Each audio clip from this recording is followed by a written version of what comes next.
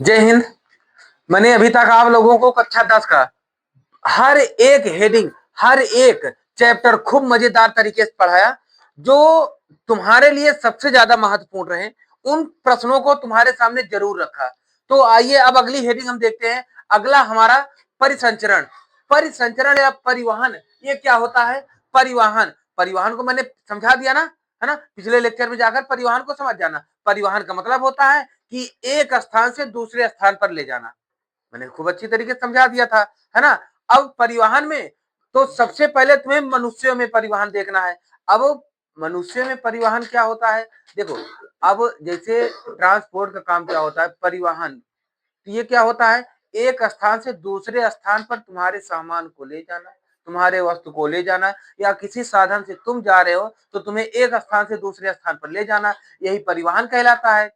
अब मनुष्य में परिवहन, तो मनुष्य में क्या परिवहन होगा भाई? शरीर के अंदर हार्मोन्स हैं, ब्लड हैं, इन सबको कहीं से कहीं ले जाना, और इधर से उधर जहां जाना होगा कुल इधर से उधर लेकर जाएगी। यही बात तो होगी, है ना? तो परिवहन यही होती है। अब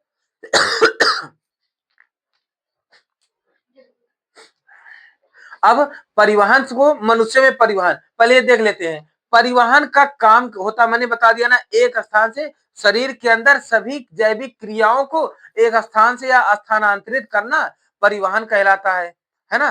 परिवहन कहलाता है। अब इनमें कुछ मुख्य बातें हैं। जैसे परिवहन में, मनुष्यों के परिवहन में पहले क्या?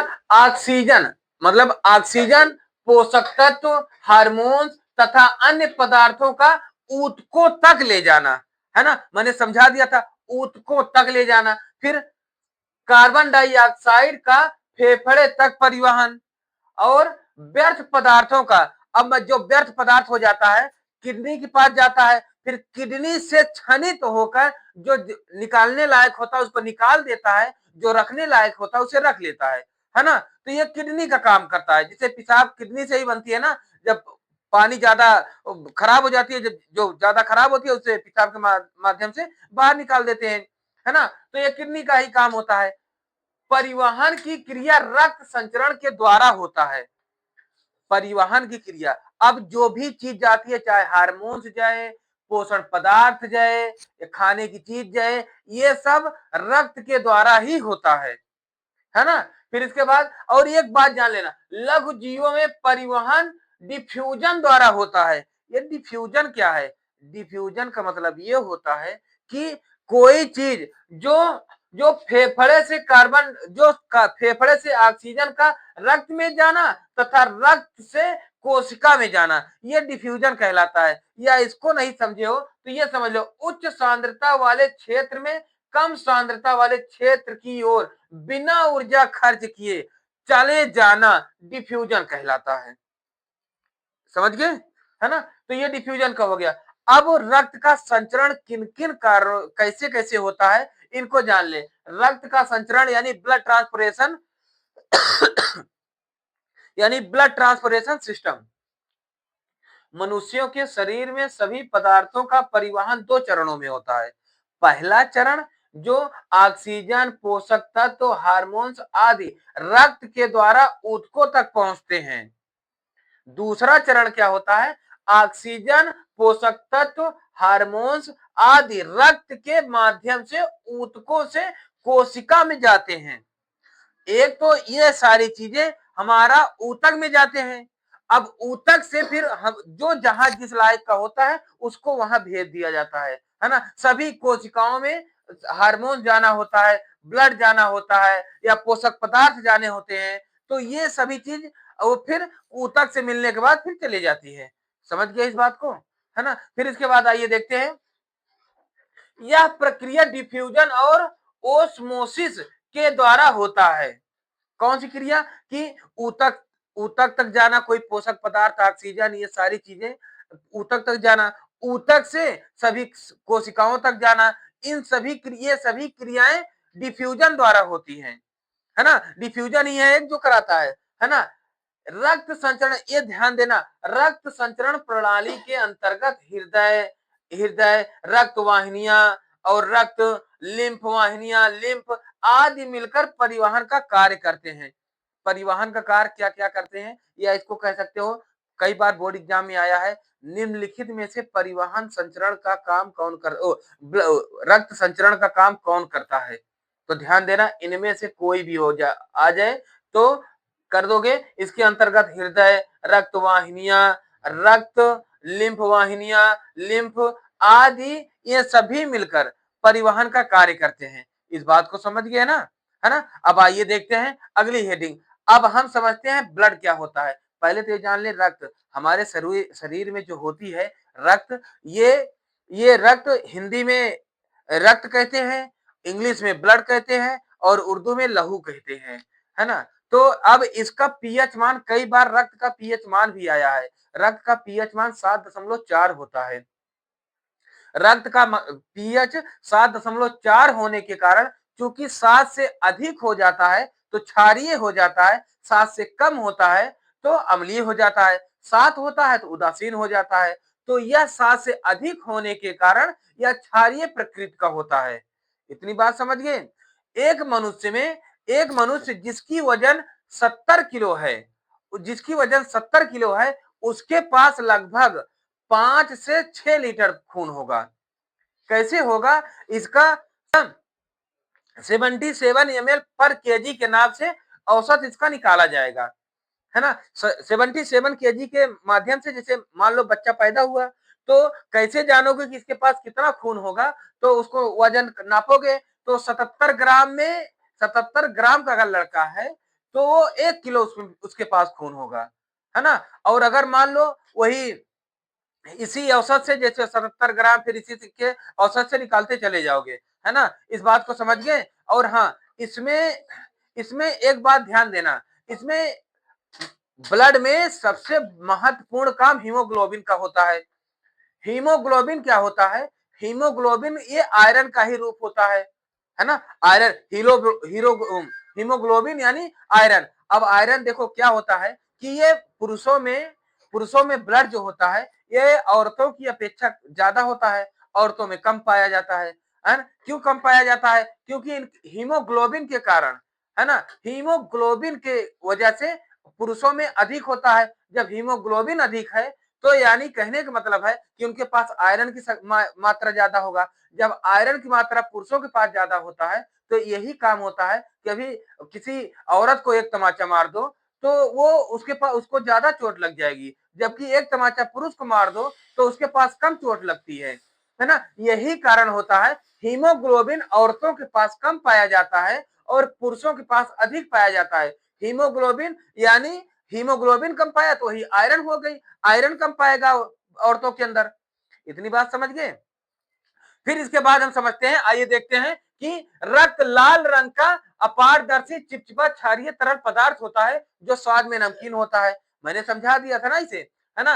अब पुरुषों में 70 केजी वाले, जो 70 केजी का पुरुष होगा उसके पास 5 से 6 लीटर होगा, है ना, उसके पास। और औरतों के पास इनका कोई वजन नहीं, मतलब इनसे कम ही रहेगा, है ना, जिनकी वजह नहीं, ठीक है ना। ये और फीमेल के पास 4 से 5 लीटर खून पाया जाता है, समझ गए।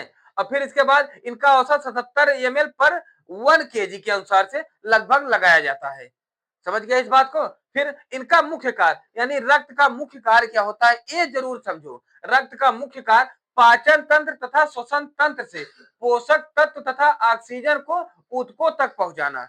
यानी पोषक तत्व, पाचन तंत्र से पोषक को और श्वसन तंत्र से ऑक्सीजन को ये ऊतकों तक पहुंचाता है ना। भाई देखो, अब हम जब खाना खा रहे हैं तो हमारे शरीरिया में जो एनर्जी आएगी, जो पावर आएगी, शक्ति आएगी, ये क्या करेगा, ये ब्लडा में तो लेकर जाएगा ना भाई। कहते नहीं गाजर खाओ लाल, गाजर खाओ, टमाटर खाओ, तुम्हारा खून बढ़ेगा, है ना। अब ये कौन खून बढ़ाता है, अंदर तो जाने के बाद ऊपर वाले ने कई इंजीनियर रखे हैं ना, वो अपने कार्य करते हैं ना, सब ब्लड जहां जा, जैसे मान लो बादाम खा लिए हम तो बादाम खाए, दिमाग तेज हो गया, है ना, बॉडी बनाना है, मट्ठा पियो, है ना, ये सारी चीजें तो अंदर अंदर ये कार्य सब करते हैं। भगवान ने बड़े अच्छे अच्छे इंजीनियर रखे हैं, है ना। फिर इसके बाद आइए देखते हैं, ये तो समझ गए ना। फिर इसके बाद ऊतकों से कार्बन डाइऑक्साइड को फेफड़े तक पहुंचाना। क्या, ऊतकों से कार्बन डाइऑक्साइड को, जब ऊतक पहले ये रक्त रक्त जो हो ये ऑक्सीजन को लेकर जाता है, फिर जब वापस लौटता है तो कार्बन डाइऑक्साइड ले लेता है ना। इसीलिए तो हमारा जो white cell white blood cell हो जा मतलब रक्त हमारा सफेद हो जाता है, जब कार्बन डाइऑक्साइड मिल जाता है तो रक्त सफेद हो जाता है, फिर जाकर फेफड़े में मिलता है। ये आगे हम फेफड़ा जब पढ़ाएंगे ना तो वहां समझाएंगे। फिर फेफड़े मिलता है, फिर लाल हो जाता है, फिर हमारी धमनी से निकलता है, फिर लाल हो जाता है, फिर वापस आता है तो सफेद हो जाता है कार्बन डाइऑक्साइड मिलने के बाद, है ना। अभी वहां समझाते हैं जब पंप करता है तो, है ना। फिर इसके बाद और हाँ, व्यर्थ पदार्थ, ये रक्त का काम क्या करता है, व्यर्थ पदार्थों को गुर्दे तक पहुंचाता है, व्यर्थ पदार्थों को गुर्दे तक पहुंचाता है। समझ गए इस बात को, है ना। यहाँ इसको खूब अच्छी तरीके से समझ गए, है ना। अब आइए देखते हैं फिर इसके बाद। अब देखो फिर मतलब अब ये तो इसको समझा दिया था, इसको समझाने के बाद यानी रक्त परिसंचरण के बारे में विलियम हार्वे ने बताया था कि रक्त परिसंचरण हो, है ना। कहने का मतलब है कि रक्त दौड़ता है, इसके बारे में बताने वाले कौन थे, विलियम हार्वे। कई बार बोर्ड एग्जाम में आया है, इसको नोट कर लेना कि विलियम हार्वे ने रक्त परिसंचरण के बारे में बताया था। इस बात को समझ गए, है ना। रक्त परिसंचरण के बारे में किसने बताया, विलियम हार्वे ने। और मैंने बता दिया ना इसका पीएच मान 7.4 होता है। 7.4 होने की वजह से ये 7.4 होने की वजह से ये क्षारीय प्रकृति का होता है। इतनी बात समझ गए, है ना। अब फिर ये संयोजी ऊतक का बना होता है। ये संयोजी ऊतक यानी कनेक्टिव टिश्यू, जो कनेक्टिव का मतलब होता है जो जोड़ता है, कनेक्ट होना यानी जोड़ना, जो ये उसी ऊतक का बना होता है जो जाकर जोड़ता है ना। जोड़ने वाले ऊतक से बना होता है ये, समझ गए। संयोजी यानी जोड़ने वाले ऊतक, मैंने ऊतक में खूब अच्छी तरीके से समझाया था ना, है ना। तो थोड़ा सर्दी हो गई है। तो ये जो संयोजी ऊतक होता है ये उसी ऊतक से मिलकर बना होता है ना। और इसके अंदर और इसका पेड़ के अंदर मतलब ये बताओ कि ब्लड तो मान लो बोन नैरो से बन गई, है ना, मान लो बोन नैरो से बन गई, है ना। अब ये कहां पर बन के कहां पर जाकर स्टोरेज होती है, तो ये जो प्लीहा होता है, प्लीहा कहाँ होता है, जो स्टमक होता है, स्टमक यानी पेड़ के अंदर खाली जगह जहां पर एक तिल होता है, मतलब तिल्ली जिसे कहते हैं, है ना, तिली जिसे कहते हैं, फिर इसको तिली कहते हैं, उसका कई नाम से जाना जाता है, तो उसे प्लीहा कहते हैं हिंदी में, है ना, देहाती भाषा में तिली कहते हैं। तो वो वहां पर जाकर स्टोरेज रहता है ब्लड, फिर वहां से निकल के फिर पंप जहां से करता है फिर आगे जाता है फेफड़े तक। समझ गए इस बात को। फिर इसके बाद आइए हम देखते हैं कि अब ये यही बता रहा हूं, पेड़ के अंदर गुहा में, मतलब जो पेड़ के अंदर गुहा का मतलब क्या होता है, जो खाली स्थान होता है, खाली जैसे मुंह कैविटी मतलब जहां गुहा मतलब खाली स्थान को गुहा कहते हैं, है ना। तो पेड़ के अंदर जब पेट में खाली स्थान हो जाता है, जहां स्टमक में जब खाली हो जाता है तो उसके अंदर एक स्लीम हो यानी प्लीहा होता है, उसी में रक्त स्टोरेज होता है ना। समझ गए इस बात को। अब स्लीम में अच्छा वही स्टोरेज होता है तो वही मरता भी है ना। खुनवा भाई देखो, अब स्लीमुआ में बनता भी है, मतलब जाकर रुकता भी है, तो वही कहता भैया तुम हमारे पास रह रहे हो ना, हम ही तुम्हें मारेंगे, है ना। कहा जाता है ना जिस घर में खाए हो वहीं पर तुम्हारी मौत भी होगी, है ना। तो ये ब्लड जाकर जहां पर स्टोरेज रहता है ना वहीं पर इसका अंतिम संस्कार भी होता है ना। समझ गए इस बात को, यानी स्लीम में ही इसका अंतिम संस्कार होता है, किसका, ब्लड का। ब्लड जब जाकर मरता है ना, अब ब्लड का कई बार पूछा गया है कि उसे बहुत कम ये जो कंपटीशन लेवल के एग्जाम में पूछा जाएगा कि ब्लड का दिन कितना दिन का होता है, ये अलग की बात है, ये अलग से टॉपिक हो जाएगी, है ना। फिर इसके बाद हीमोग्लोबिन के कारण रक्त कम या अधिक होता है। किसी के पास हीमोग्लोबिन के कारण ही किसी के पास कहते हैं ना तुम्हारे पास खुनवा नहीं है, तो उनके पास भैया अगर पुरुष है ना तो उनके पास आयरन की कमी है। जब आयरन की कमी है तभी खुनवा की कमी हो गई, है ना। जब खुनवा की कमी हो गई तो वही चीज तो होती है, कहते हैं देखो सूखा सूखा रहते हैं, तो डॉक्टर कहते हैं भैया इनके पास खून नहीं है, इनको क्या करो, इनको भैया आयरन की दवाई दो, पहले ये आयरन बढ़ाए, जब आयरन आएगा तो आयरन मैन कहलाएगा, है ना। जो आयरन मैन हो जाएगा तो उसके पास ब्लड आ जाएगी, फिर वही उसके पास वो क्षमता बढ़ जाती है। क्लियर है इतनी बात, है ना, समझ गए ना, है ना। फिर इतना समझ गए हो, इसका जल्दी स्क्रीनशॉट ले लो, फिर हम इसको हम आगे बताएं। क्या हुआ, हिल गया? हिला नहीं, सही जगह नहीं। अरे सही है, बस तिरछा है थोड़ा, इधर आता सारी जगह। अरे रहने दो, यहीं बना, अभी घंटा भर सेट करेंगे फिर। हाँ, ध्यान देना है, हिलने ना पाए भैया। चलिए अब देखते हैं। अब रक्त रक्त के बारे में। रक्त दो प्रकार के होते हैं। अब वर्गीकरण को समझो। रक्त दो प्रकार के होते हैं। पहला क्या होता है? रक्त कोशिका, दूसरा प्लाज्मा। अब ये बहुत जरूरी है, रक्त कोशिका और प्लाज्मा। रक्त कोशिका तीन प्रकार के होते हैं।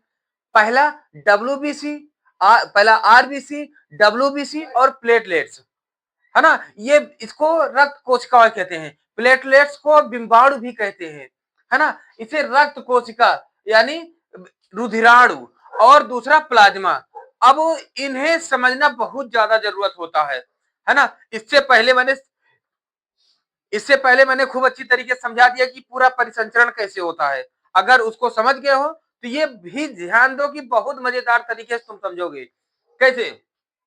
देखो, रक्त को दो वर्गों में वर्गीकृत किया गया है, रक्त कोशिका और प्लाज्मा। रक्त कोशिका शरीर में लगभग 40 से 45% होता है, और प्लाज्मा लगभग 55 से 60% होता है। तो अब लेकिन बहुत महत्वपूर्ण, ये दोनों महत्वपूर्ण कार्य करते हैं, है ना। सबसे पहले आरबीसी। आरबीसी क्या करता है? ये शरीर में लगभग 50 लाख होते हैं आरबीसी। कहा जाता है तुम्हारे पास आरबीसी कम हो गई है भैया, जाकर चेकअप कराओ। चेकअप कराते हो तो वहीं पर पता चलती है ना। आरबीसी 50 लाख होती है। इसे 50 लाख को कई भाषा में कहीं कहीं 5 मिलियन या कहीं कहीं 10 की पावर 6 प्रति, इसको नापने की जो यूनिट होती है प्रति माइक्रो लीटर होता है। समझ गए इस बात को, है ना। इसका आरबीसी का 120 दिन होता है, दिन, है ना। आरबीसी का 120 दिन होता है, फिर इसके बाद ये खत्म हो जाता है ना। खत्म होने के बाद ये सीधा ये, अच्छा बताता हूँ, खत्म होने के बाद आरबीसी, अब कई बार सोच में आया था, एक बार एक बच्चा पूछा था, सर ये आखिर खत्म हो जाता है तो जाता कहाँ है? तो भैया जाता कहीं नहीं है, ये प्लीहा इनको ले लेता है, चल भैया तू घूमता है, तो खत्म हो गया तो हमारा बन गया, ये घूम रहा होता है। तो प्लीहा कहता है भैया तुम इधर आ, तो हमारा बहुत जान पहचान का है, तुमको हम कहीं देखे हैं। इनको बुला लेता है और कहता है तुम भैया आ जाओ, तो ये अपने पास ले लेता है ना। तो प्लीहा ये अपने पास ले लेता है, समझ गए ना। तो प्लीहा अपने पास ले लेता है, फिर इसके बाद इसमें केंद्रक नहीं पाया जाता।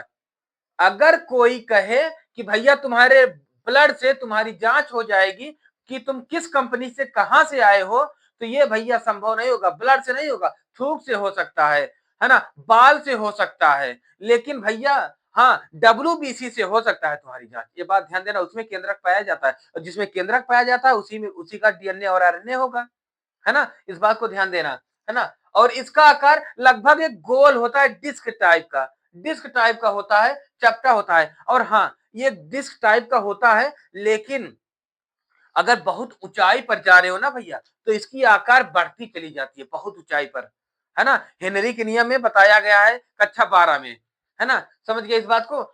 वयस्कों में चूंकि जवान में होता है, महिलाओं में होता है, लेकिन ये वयस्कों में ये नष्ट हो जाता है आरबीसी, है ना।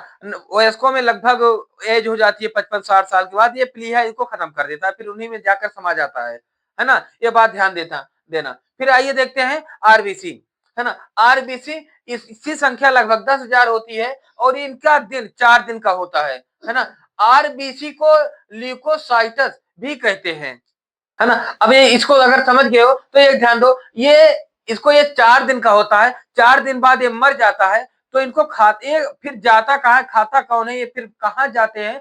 तो इनको भैया यही नहीं के पास, इन दोनों के पास मौजूद होता है लाइसोसोम। लाइसोसोम इन दोनों को खा लेता है, भैया चलो तुम बेकार हो गए हो ना, लाओ हम कई दिन से भूखे हैं, लाओ हम तुमको खा लेते हैं। तो इनको ये खा लेता है ना। ये समझ गए ना इसकी बात को। फिर आइए देखते हैं प्लेटलेट्स। ये प्लेटलेट्स क्या होती है? ये लगभग ही इसकी संख्या होती है 2 लाख, और इसका जीवन काल भी 7 दिन का होता है। 7 दिन बाद प्लेटलेट्स खत्म हो जाता है, फिर नए प्लेटलेट्स आता है। फिर यही प्लेटलेट्स खत्म होती है ना, मतलब कम हो जाती है। तो कई आदमी बहुत सुस्त हो जाते हैं, थकान हो जाती है, फिर उनके पास बुखार जैसी कई बीमारियां हो जाती है ना। फिर डॉक्टर से परामर्श लेकर इसकी इलाज कराते हैं। और हाँ इसी में एक भैया, एक तो बहुत मजेदार है, ये थ्रोम्बोसाइट्स, ये थ्रोम्बोसाइट चच्चा है, है ना। ये क्या होता है, जब कभी हमारे कहीं पर हमें चोट लगती है ना, तो धड़ाक से उसे थक्का जमाने के लिए कि भैया उनका हमारे लाल का खून बह रहा है, खुनवा को रोकने के लिए, मान ले यहाँ लग गई है ना, तो ये जहां भी रहते हैं सोते रहते हैं, कहीं पर सो रहे हैं, इनको बताता चच्चा उठो, चच्चा उठो, इनका खून तुम्हारे लाल का खून बह रहा है, तो चच्चा उठ के धड़ाक से आते हैं, तो देखो पपड़ी जम जाती है ना। उसी पपड़िया को जमने का काम एक थ्रोम्बोसाइट चच्चा करते हैं, है ना। तो पपड़ी जमती है ना, अगर पपड़िया ना जमे तुम्हारा खूनवा रुकेगा ही नहीं और तुम मर जाओगे, है ना। समझ गए इस बात को, है ना, इसको पूरी तरह समझ गए। और हाँ, एक बात बहुत महत्वपूर्ण है, वो महत्वपूर्ण बात क्या है, आरबीसी के अंदर, डब्ल्यूबीसी के अंदर कुछ कार्य ऐसे होते हैं जिनको जानना बहुत जरूरी है कि कौन क्या खत्म करता है। ये जब कभी चेकअप कराने जाते हो, ब्लड चेकअप कराते हो, तो उसमें लिखा होता है ये सारी चीजें, तो इसको तुम समझ नहीं पाते हो कि ये होता क्या है। आखिर ब्लड जांच करा लेते हो, लेकिन उसकी जानकारी तुम्हें होती नहीं है, तो इसको ध्यान देना। अगर उसमें कहीं लिखा है न्यूट्रोफिल्स, न्यूट्रोफिल्स ये सामान्य मात्रा में 67% होनी चाहिए। अगर कम है ना तो दिक्कत में हो, ज्यादा है तब भी दिक्कत में हो, है ना। 67% होनी चाहिए। इसका काम क्या होता है, ये बैक्टीरिया को अपने पास लाकर उसको चबाई डालता है, खाई डालता है। कोई भी बैक्टीरिया, कोई भी बीमारी हो, है ना, उसको पास अपने लाता है और उसको खाई डालता है। तुम आए हो हमारे लाल को मारने, है ना, ये खाई डालता है ना। तो फिर इसके बाद अच्छा, यही काम करता है लिम्फोसाइट। लिम्फोसाइट अब ये अपने पास लाकर खाता है, और लिम्फोसाइट क्या करता है, ये कहीं भी घूमता रहता है। जिसे जैसे अभी कोरोना दौड़ा था ना, कोरोना, तो कोरोना जैसी बीमारी को दौड़ दौड़ गया, वो कोरोना दौड़ पकड़ लिया, पकड़ खा लिया। तुम दौड़ हमरे लाल को मारोगे, हाँ, तुरंत खा ही लेता है ना। कौन खाता है, लिम्फोसाइट से, है ना। लिम्फोसाइट की मात्रा 20 से 28% होती है ना। ये समझ गए इस बात को। और फिर इसके बाद इओसिनोफिल्स, ये लगभग 3% होती है। ये क्या करता है, ये जो हमारे पास कभी कभी कहते हैं ना, यार मुझे धुआं से एलर्जी है, मुझे मुझे तीखा खाने से एलर्जी है ना। तो वो एलर्जी को रोकने का काम जो करता है वो यही भाई साहब है, थियोसिनोफिल्स, है ना। थियोसिनोफिल्स यही भाई साहब होते हैं, एलर्जी को रोकते हैं। ये कहते हैं भैया, ये भैया उनके पास अगर धोना आती है ना, उसको धुआं आती है, उसको तीखा एलर्जी है, तीखा मत भेजो, उसको मीठा एलर्जी है, मीठा मत भेजो। अगर वो मीठा खा लेगा तो उसको खजुलाहट होगी। कई लोगों के पास होती है ना, जो शरीर में ब्लड वगैरह में जो खाते हैं, तो ये सब एलर्जी हो जाती है। तो एलर्जी को बचाता है भैया यही, जितने इनकी क्षमता होती है ना। और ये कई रोगों से जितना इनके पास दम है लगा देते हैं। ये भैया कोई बीमारी ना हो यार, इनके पास कोई बीमारी ना हो, दूर ढकेलते रहते हैं, दूर ढकेलते रहते हैं, है ना। लेकिन बीमारियों आती रहती है। तुम खुद चाहते हो ना कि हम भैया गुटखा खाएं और लीवर कमजोर कर ले, दारू शराब इसका सेवन करते रहते हैं, तो क्या करेगा ये बेचारा, बैठ जाएगा। तुम जब खुद मर रहे हो, जाओ मरो, मैं कुछ नहीं करेंगे, है ना। समझ गए ना। इसके बाद आते हैं बेसोफिल्स। बेसोफिल्स क्या करता है, ये जो हमारे ऊतक होते हैं, ये जो ऊतक होते हैं, ऊतकों की मरम्मत करता है ना। जब कभी कभी देखो कहते हैं ना, कोई कोई कहता है यार देखो हमारी चोट तो लगी है लेकिन हमें दर्द नहीं हो रहा है, और कोई कोई कहता भैया हमें बहुत दर्द हो रहा है, हल्का ही लगा, बहुत दर्द हुआ, है ना। तो यही भाई साहब हैं बियोफिल्स, है ना। बियोफिल्स, बेसोफिल्स, ये होते हैं, ये ऊतकों की मरम्मत करते हैं, दर्द सूजन से बचाव देते हैं, है ना। यही भाई साहब हैं। इनकी मात्रा 0 से 5% होती है। और फिर इसके बाद आइए एक मोनो भैया, सबसे छोटे भैया हैं ये मोनोसाइट्स है। मोनोसाइट्स क्या करते हैं, ये भैया इनकी जितनी क्षमता होती है ना, ये भी बैक्टीरिया से बचाते हैं, है ना, बैक्टीरिया से बचाते हैं। लेकिन ये प्रतिरक्षा जो हमारी शरीर को रक्षा प्रदान करती है ना, उसको उनको मजबूत बनाते हैं। ये बॉडीगार्ड काम करते हैं। कहते हैं भैया मैं बॉडीगार्ड हूं और तुम जिनको मारने आए हो ना, उनको मैं सजा रहा हूं, तो तुम जान लो तुम्हारी खैर नहीं है भैया। हाँ, समझ गए ना। तो इसको ये बात ध्यान देना। तो ये चार्ट बहुत महत्वपूर्ण होती है। जब कभी हम जाते हैं अपने पापा को लेकर, अपनी मम्मी को लेकर, अपने भाई को लेकर, तो उसमें एक लिखा हुआ आता है, हम समझ नहीं पाते कि आखिर लिखा क्या होता है, इसका मतलब क्या होता है। तो ब्लड जांच में ये ध्यान देना। समझ गए इस बात को। बहुत सी जांच और है ना, तो इसको बस समझ गए। फिर इसके बाद प्लाज्मा, मैंने बता दिया था ना कि ये रक्त कोशिका 40 से 45% होती है, और लगभग प्लाज्मा 60 से 55 से 60% होती है। ये क्या करती है? ये एक तरल पदार्थ होती है।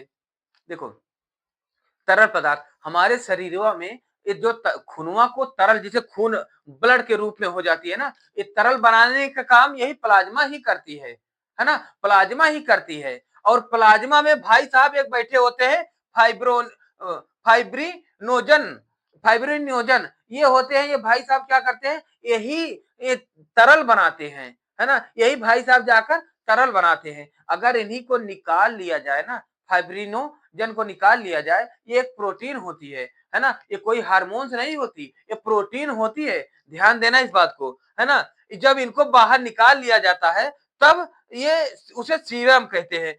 रक्त से फाइब्रिनोजन अलग करने से बचे हुए तरल पदार्थ को सीरम कहते हैं। जब सीरम क्या होता है? सीबम नहीं, सीरम। तो सीरम से ही कई कई बीमारियों की जांच, देखो कभी-कभी तुम्हारा सीरम ले लिया जाता है, तो उसी से जांच किया जाता है तुम कितने क्या बीमारी है तुम्हारे पास, है ना? सीरम से ही जांच लेते हैं, ये बात ध्यान देना। तो उसमें से फाइब्रिनोजन निकाल लेते हैं, उसी से फिर तुम्हारा जांच होता है ना? ये बात समझ गए? और ये प्लाज्मा होती क्या है? रक्त से सभी कोशिकाओं को निकाल लेने से बचे तरल पदार्थ को प्लाज्मा कहते हैं। रक्त से सभी कोशिकाओं को, अगर सभी कोशिकाओं को निकाल लिया जाए, तो उससे जो बचे पदार्थ होते हैं उन्हें हम क्या कहते हैं? प्लाज्मा कहते हैं। इतनी बात समझ गए? और एक बात ध्यान देना, ये जो रक्त होता है ना, ये रक्त हमारा, ये रक्त कोशिकाएं तथा प्लाज्मा, इन दोनों से मिलकर क्या बना होता है?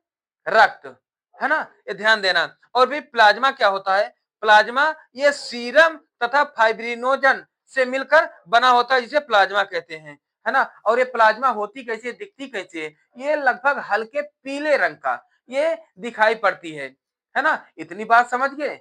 कोई दिक्कत नहीं, है ना? इसका जल्दी से स्क्रीनशॉट ले लो। फिर इसके बाद हम देखते हैं रक्त वाहिनियां। रक्त वाहिनियां क्या होती हैं? ये धमनी क्या होता है, सिरा क्या होता है, इन सबको समझाते हैं। फिर उसके बाद हार्ट पे चलते हैं, तब तुम्हें बहुत मजा आएगा समझने में, ये जान लेना, ठीक है ना? फिर इसका जल्दी से स्क्रीनशॉट ले लो, फिर हम आगे बताते हैं।